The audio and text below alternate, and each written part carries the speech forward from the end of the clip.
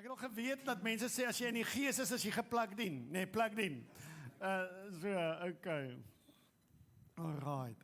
Julle, ons mis ons mense, ons weet hulle is weg en ons kinders skryf eksamen, ons hoërskoolstudente is hard aan die leer, eintlik al ons kinders skryf na hulle eksamen. Maar ek is bly julle is vandag saam. Ons is welkom ook van my kant af almal wat online kyk. En ek is baie opgewonde. Vandag vier ons Pinkster. Pinkster is die herinnering dat daar 'n dag en 'n tyd was waar die Heilige Gees oor ons uitgestort is. En ek wonder of jy weet wat is een van die grootste goed wat die Heilige Gees vir ons kom gee het. Ons almal weet baie van die Heilige Gees af. Elke jaar het ons Pinksterdienste gehad en almal het gegaan. En ons het 'n idee, elkeen het 'n idee wat jy dink dit beteken as ons sê, het jy die Heilige Gees? Is die Heilige Gees al in jou hart en leef jy met hom? Nou vandag lees ek 'n besondere skrifgedeelte waar Paulus vir ons bietjie wys, wat is die groot werk van die Heilige Gees? Hy het 'n groot werk. Hy het baie voordele vir ons, baie. Maar daar's een groot ding wat die Heilige Gees kom doen, wat ek dink ons daarsonder baie gaan sukkel om te funksioneer. Kom ons kyk. Efesiërs 3 vers 14 tot 19. Paulus is besig om te bid vir 'n gemeente in Efesië. En dis 'n ernstige gebed. Hy bid, hy sê, daarom kniel ek voor die Vader. Hy is die Vader van elke gemeenskap in die hemel en op aarde. Hy mag deur sy gees, hoor nou, hy sê, mag hy deur sy gees uit die rykdom van sy goddelike grootheid aan julle krag gee om innerlik sterk te word. Nou stop net eers daar. Ons weet, om Heilige Gees te voel ervaar, praat van geestelike power, krag. Ons hou daarvan om te praat van geestelik sterk. The power of the Holy Spirit is goed wat maklik van ons lippe afval. Maar het jy 'n konsep wat dit eintlik beteken?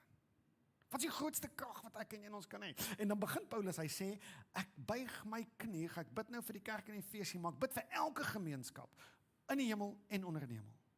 En raai wie is dit? Ons is vandag daai gemeenskap. Paulus bid vandag vir my en jou. So vandag staan ons met een voet, ja, in die skrif, en ons staan met die ander voet in my eie lewe. En ek voel hom in my eie lewe. En ek kyk wat het daar gebeur, en ek ervaar wat nou in my gebeur.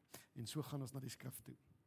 OK, so hy bid vir innerlike krag, dan sê hy, hoor wat sê hy, dan sal Christus deur die geloof in julle harte woon. En julle sal in God se liefde gewortel en gegrondves wees. Mag julle in staat wees om saam met al God se mense te begryp hoe breed en hoe lank en hoe hoog en diep sy liefde is. Dan sal julle Christus se liefde, wat alle verstand te bowe gaan, beleef. Mag julle heeltemal met die volheid van God vervul word.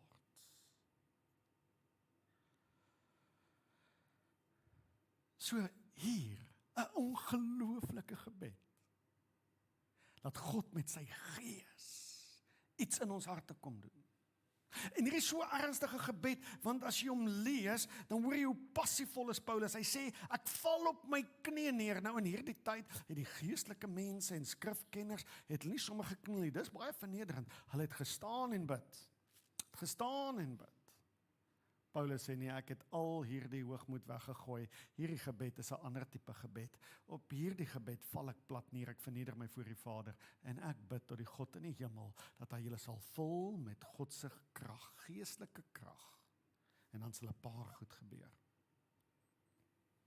Nou in hoofstuk 1, dis Efesiërs 3, hoofstuk 1, Efesiërs 1 en Efesiërs 2, praat Paulus van die besondere redding wat ek en jy in Christus Jesus ontvang het.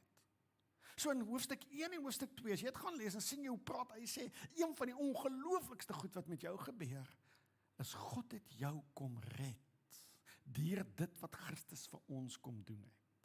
So hy praat heeltyd daarvan, en dan kom hy sê, dan begin hy hierdie gebed, hy begin hom, hy sê, daarom bid ek nou. So hierdie gebed, daarom bid ek nou moet ons weet wat het voor daarom gestaan.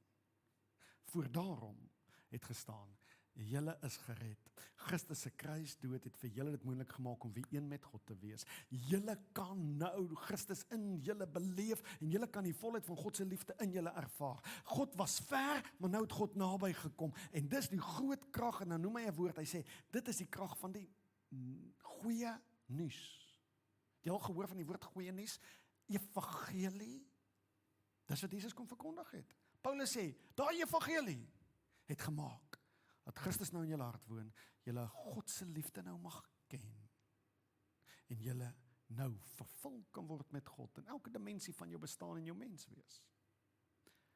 Hy het dit klaar gesê, hoofstuk 1, hoofstuk 2, nou by hoofstuk 3 kom hy sê, daarom val ek op my knie neer en ek bid.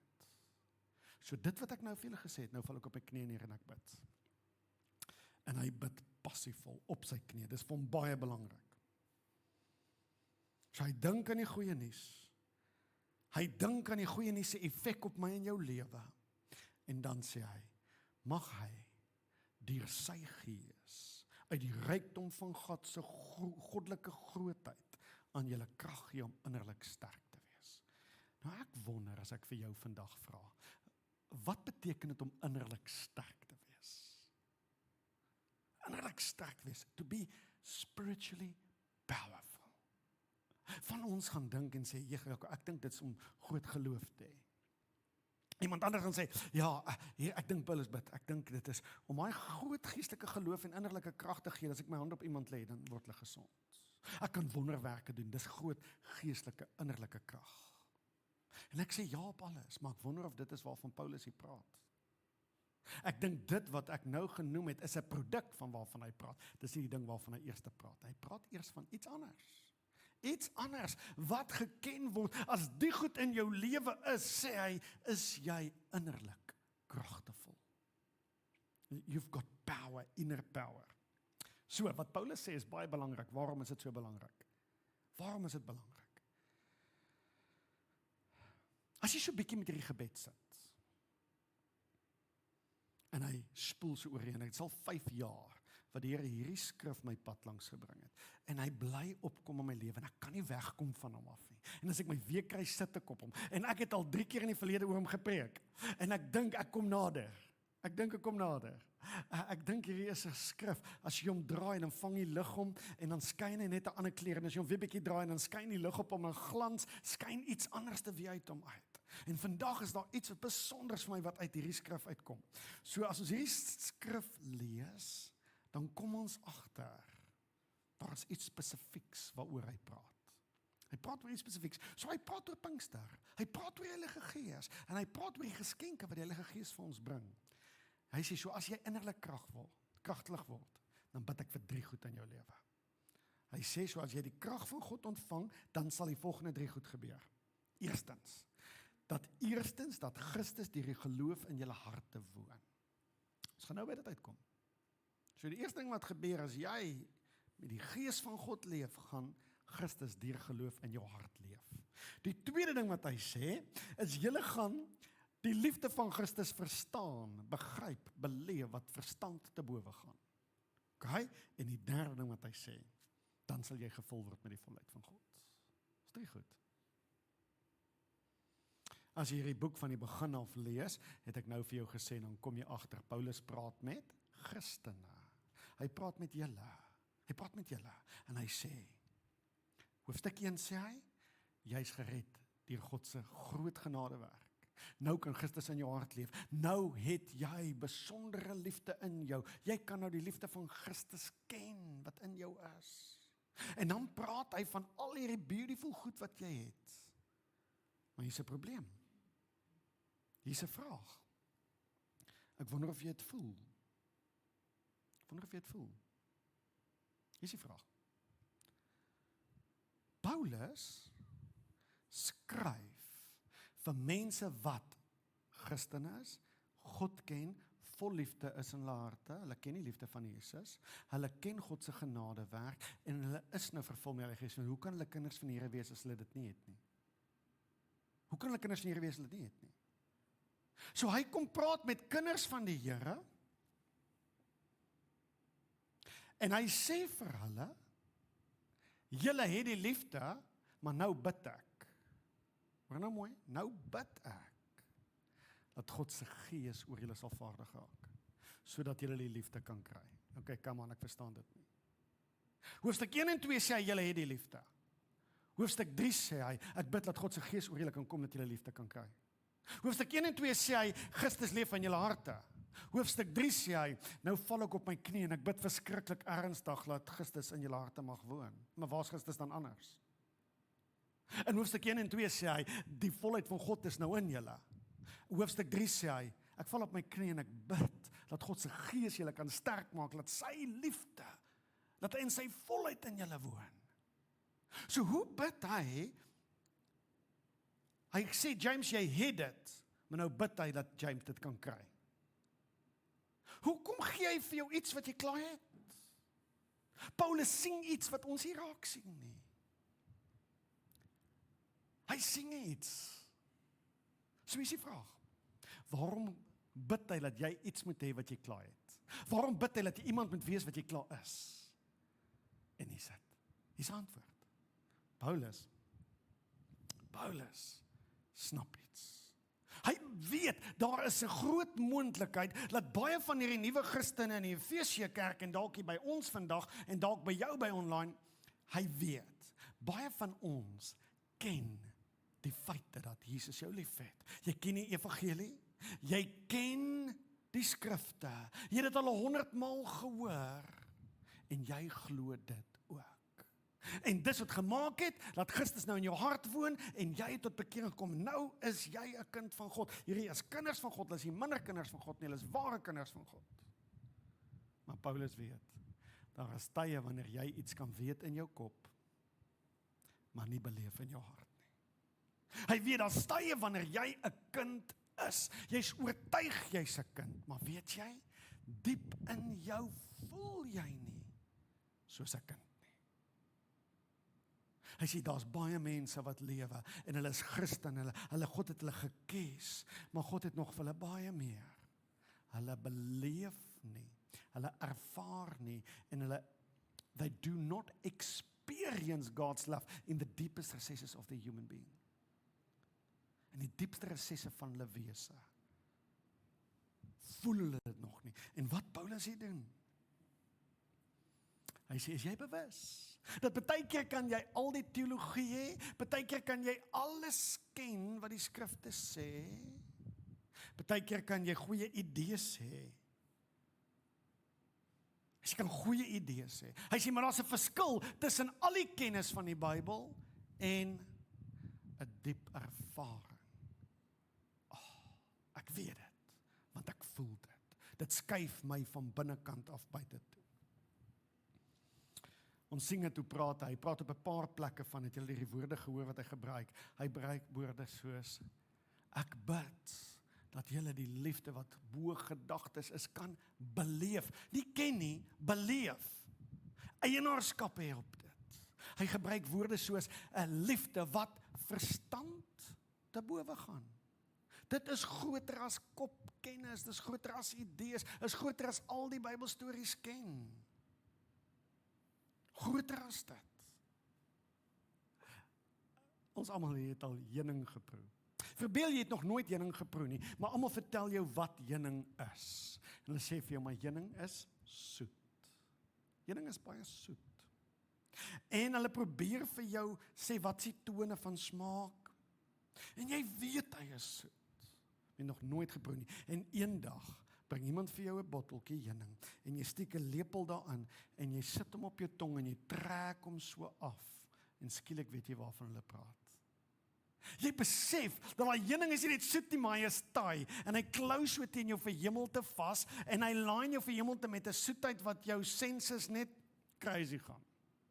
En jy voel die effense sandsuiker tussen jou tande en jy voel die soetheid wat penetreer tot elke area en crevice in jou mond.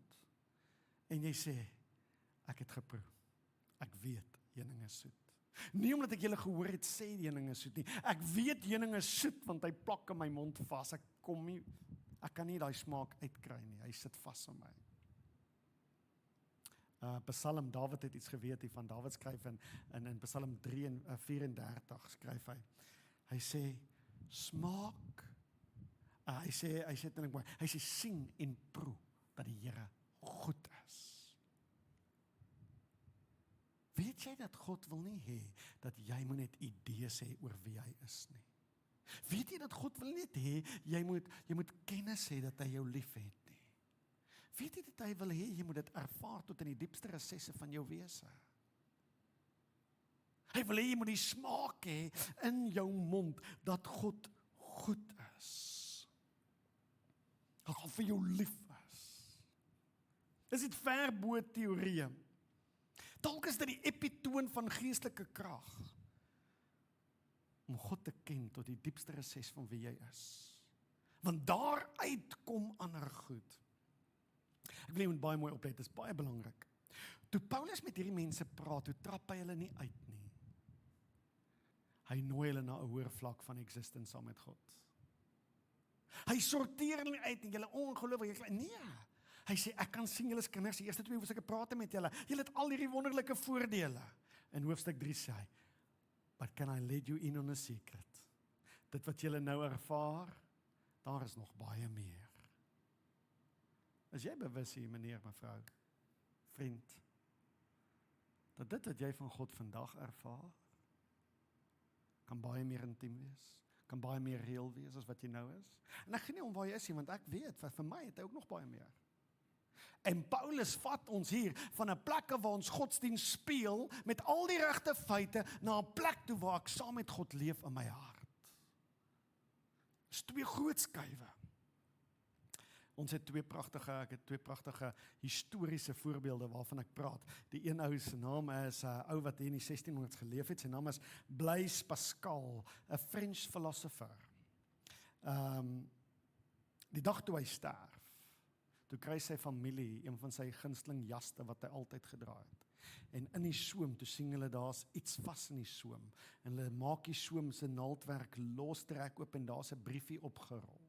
In hierdie soem. En luister wat skryf Pascal op hierdie wonderlike brief. Hy was 'n pragtige kind van die Here.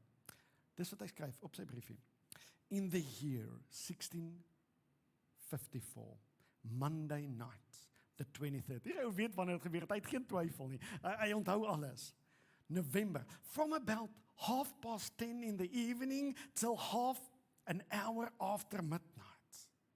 Is dat nooit vergeet nie. One line. Fire. Fire. In capitals, fire. God of Abraham, God of Isaac, God of Jacob, not the God of the philosopher and the learned. Certainly joy, certainly emotion, sight, joy, tears. Oh joy, my God, never leave me. Let me not be separate from you. En so gaan die brief aan en aan en aan. En ek love daai woorde. God of Jacob, Abraham, Isaac. Not of the philosopher and not of the learned. Wat beteken dit? Dis 'n God groter as teologiese idees. Want hy was 'n filosoof en hy was 'n studenteleraar. Hy sê, die God wat ek nou ken, is nie die God wat ek van in boeke lees nie. Die God wat ek nou ervaar, is nie 'n God wat ek in my kop hoor nie. Hier is 'n God. Ek het hom ontmoet. Hy het hom aan my openbaar. En hy is soveel meer as wat die boeke sê hy is. Hy is soveel groter as wat enige geskryf kan verduidelik. En hy wat 'n filosoof is, en hy wat 'n godsvreesende man was sy hele lewe, ewe skielik besef hy, en hy besef wat Paulus sê, daar is iets wat gedagtes te bowe gaan. Daar's iets wat groter is, as wat jy kan bid of dink. En Paulus bid vir dit. Mag jy proe hoe soet en kosbaar hierdie heuning proe. Ruach wil ons nie net op die oppervlak bly nie, ons wil nie hoor van heuning nie. Mense, ons wil swem in heuning. Ons wil dit met uit ons hart uit drup en uit ons gees uit vloei. Ons wil as jy by die deure instap, moet jy dit voel. This is a place where God is alive. Where God is alive.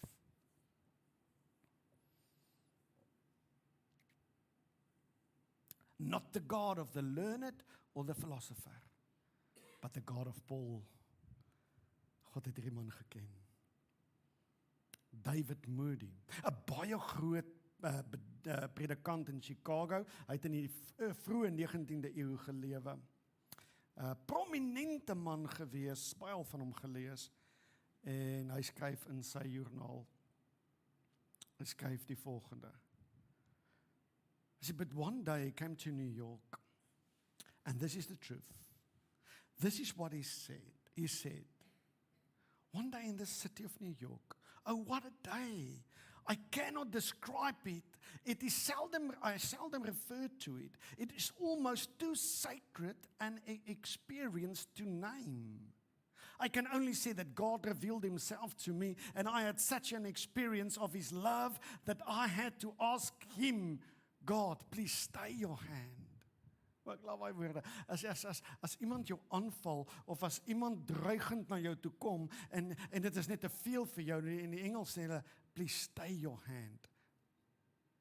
Stadig, wees versigtig nou.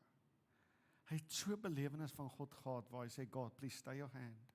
Is te swaar, ek weet nie of ek nog kan beleef nie, ek weet nie of ek nog kan vat nie. Die teenwoordigheid raak nou vir my te veel. And I say, it's such an experience, I seldom refer to it. An experience too sacred to name. Weet jy wat sê Paulus vandag vir jou wat hier sit? Jy kan hom beleef op 'n vlak ver dieper as jou kerkse teologie of dogmatiek. God kan vir jou baie meer raak as net redding. God kan vir jou baie meer wees. En weet jy wat hoor ons by hierdie twee manne, dit is die belewenis wat ons sien, is 'n belewenis waarvan ek self getuig, en ek ken julle stories, ek ken baie van julle stories, ek weet, dis die storie waarvan jy getuig, dat iets gebeur, en God is nie meer 'n idee nie, maar God is 'n persoonlike wese, is 'n persoonlike vriend, wat intiem met jou praat, met jou connect. Ons praat nie mense van 'n praat, jy weet mos hoe maklik sê ons van die kansel af predikante, God praat met my, ek het sy stem gehoor, en toe sê ek vir die Here, nee, hier is iets wat diep die grond in ons hart ingaan, in ons gees ingaan. Dis iets waarvan Paulus praat, dit is asof ons, ek het hierdie tyd neergeskryf, ons kan maar net sê, hierdie mense wat dit ervaar, raak meer wie hulle is, as wat hulle was. Jy is nou 'n kind van God, en hierdie ervaring maak jou meer kind van God, as wat jy nog ooit was. Vir God was jy nog altyd volle kind, maar jy raak het al hoe meer dit. Jy raak het al hoe meer dit. Augustinus het geskryf, en hy het gesê, daar uit 'n groot bydrae gemaak, en die bydrae wat gemaak het, is selfs 3 boeke in elke mens se lewe wat jy moet leer om te lees. Die eerste een is die boek van skrif. Christus, die evangelies, die Bybel, weet om die boek van skrif te lees. As jy die tweede boek wat jy moet lees, is die boek van die natuur. Die boek van die natuur. As jy weet hoe God in hierdie skepping betrokke is, involved was, hy sê, dan lees jy hierdie natuur en hierdie skepping soos 'n Bybel. God openbaar hom in elke oggend, elke plek, elke blankie, elke besie, elke blommetjie, verkondig God. Hy sê, maar die derde boek wat 'n mens moet leer lees, is the book of experience. That you don't learn from God, you start to experience God. Dis 'n ander tipe boek, dis 'n ander tipe taal. Ek wonder of dit die moeilikste boek is om te begin lees nie, want hier is 'n diep sensitiwiteit wat iets groot skuif en beweeg binne, en van julle wat nou hier sit, ervaar die Gees van God nou in jou werk. Jy begin opgewonde raak oor iets, dis hy. Jy begin wonder, is daar meer? Dis God se Gees in jou wat praat. En hy sê, jy moet die boek van experience lees, en hier is dit.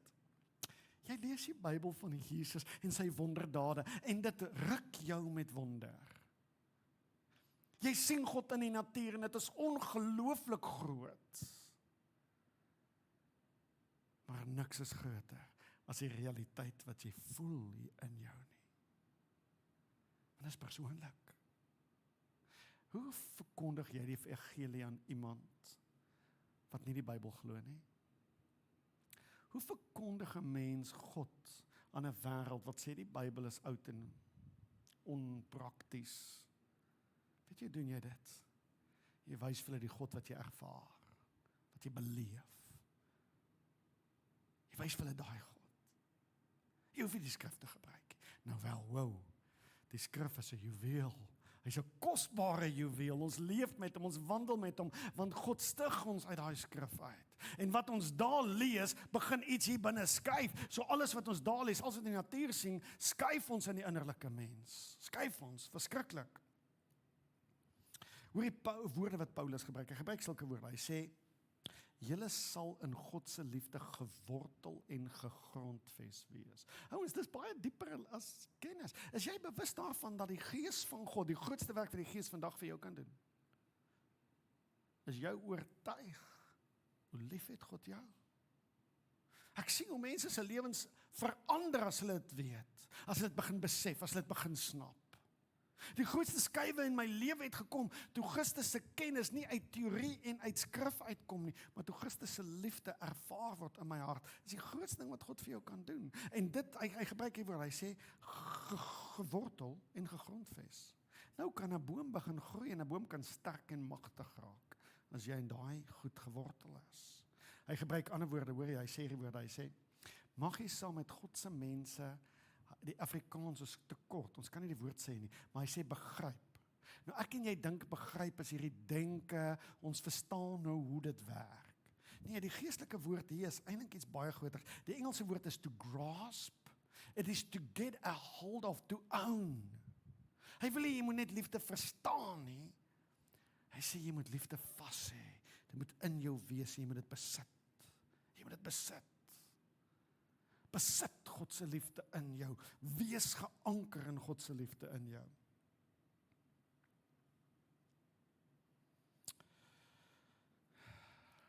Jy het al die geesgevoel beweeg. Jy het al gevoel hoe werk God so diep in jou. Dit was een keer, het jy 'n boek gelees en terwyl jy die pragtige woorde lees, voel jy iets raak warm in jou. Jy raak sommer emosioneel, jy weet nie waar dit vandaan kom nie. Dit is God se Gees. That is the book of experience. Jy voel God.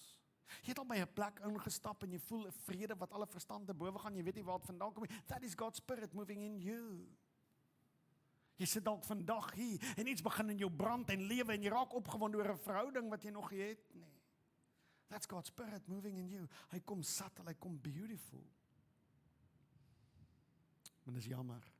'n groot deel van die wêreld wat hulle self Christene noem, is nog in Efesiërs 1 en Efesiërs 2, 'n wonderlike plek om te wees.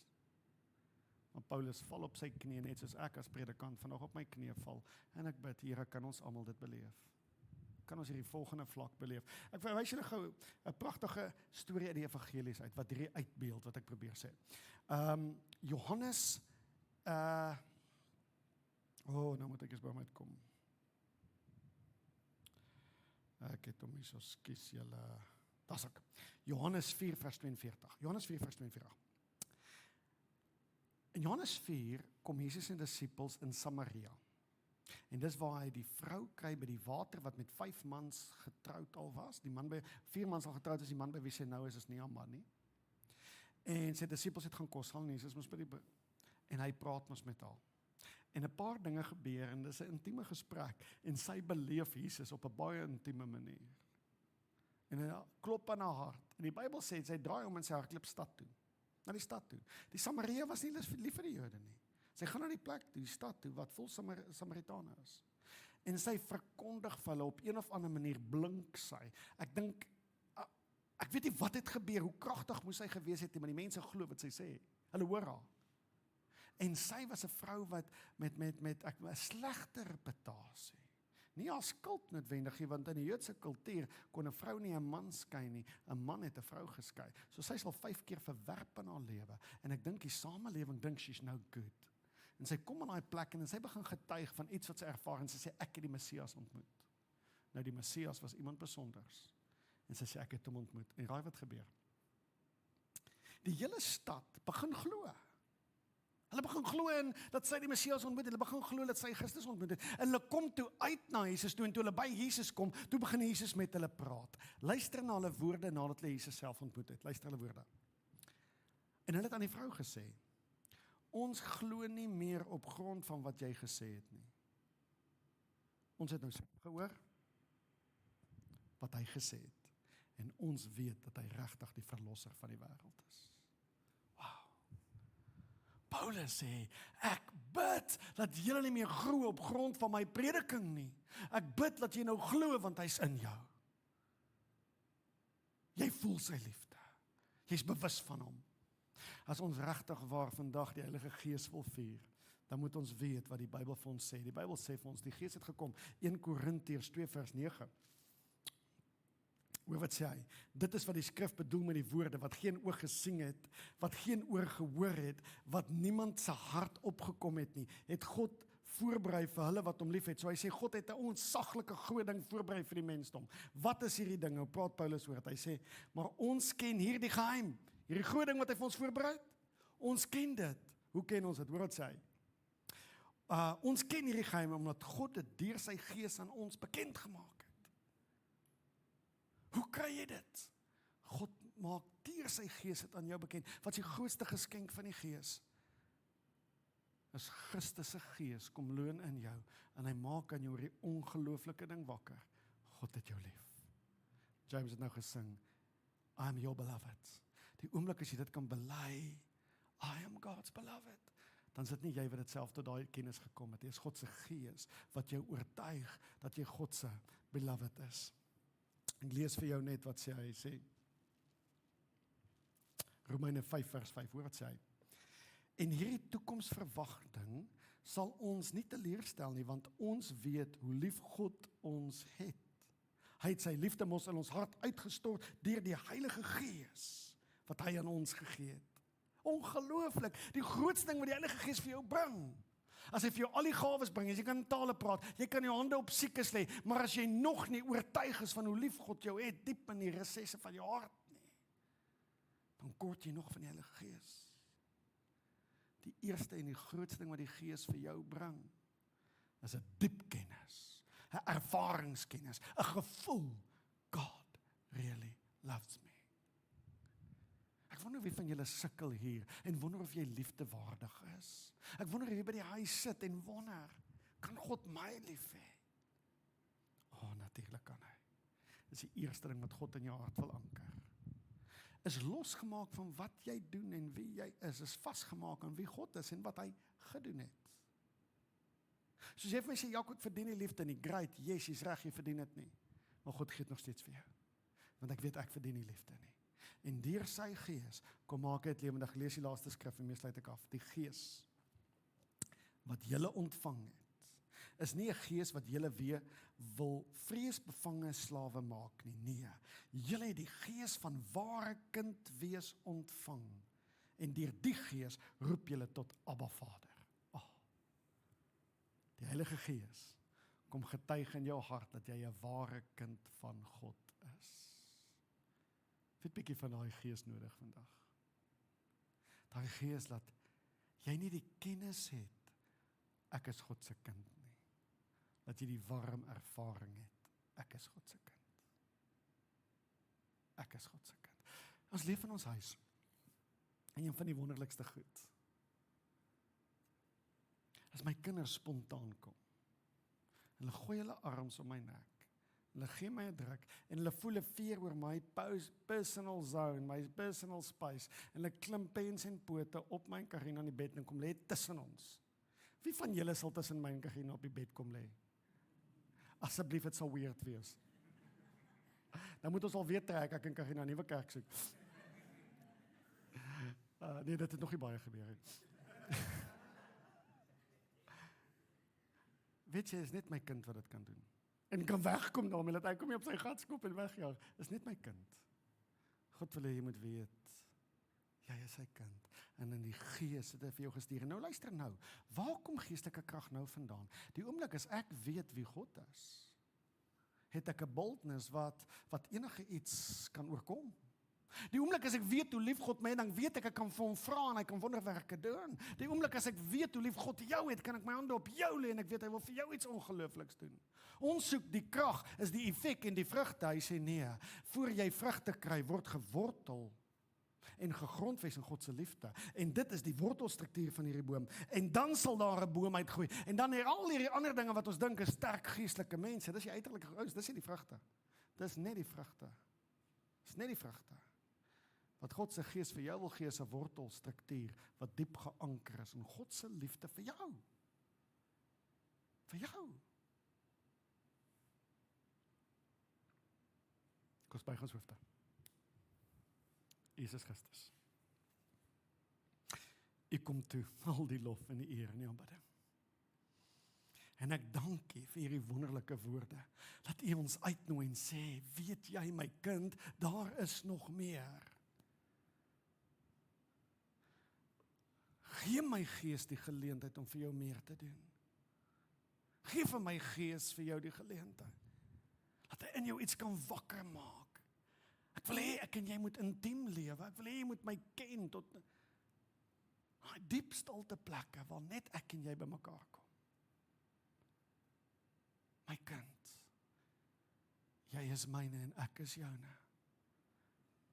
Jy is my geliefde en my guns rus op jou. Ek ken jou. Ek het jou gevorm daar diep in die donkerte van die aarde. Ek het jou in mekaar geweef in jou moeder skoot. Ek ken die hare op jou kop, ek ken jou hartsgeheime. Ek ken ook die seer en die pyn wat jy nie self oor wil dink nie. Ek wil jy moet weet vandag, ek vat jou net as jy is myne. Gee my 'n geleentheid